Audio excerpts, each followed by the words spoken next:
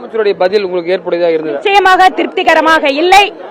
மகளிருடைய பாதுகாப்புக்காக பெண்கள் ஒவ்வொரு நாளும் தமிழகத்தில் படுகின்ற துயரங்களுக்கு எதிராக இந்த அரசு எடுக்கின்ற நடவடிக்கைகளை பற்றியோ தகுந்த முன்னேற்பாடுகளை பற்றி முதலமைச்சர் எதுவும் குறிப்பிடாமல் முழுக்க முழுக்க கவர்னர் மீது, மத்திய அரசின் மீது சம்பந்தமே இல்லாமல் கல்வித்துறையை பற்றி எல்லாம் இங்கு குறிப்பிடுவதும், பொள்ளாச்சி சம்பவத்தை பற்றி இங்கு குறிப்பிடுவதும் அவசியம் இல்லாத ஒன்று. அவருடைய பதில் எங்களுக்கு திருப்தி அளிக்கவில்லை.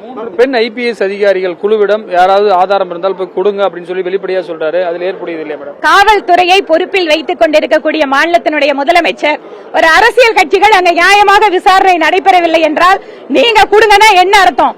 அப்ப காவல்துறையை பேசாம எதிர்கட்சிகிட்ட அவர் கொடுத்துடலாமே. ஏடிஎம்கே கூட ஒருத்தர் வட்ட செயலாளர் கைது செய்யப்பட்டிருக்காரு. அதுக்கு உங்களுடைய கருத்து?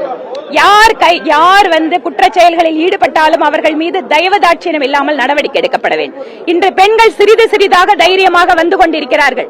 அவர்களை எல்லாம் முடக்குவதை போல இந்த குற்ற சம்பவங்கள் நடந்து கொண்டிருக்கிறது.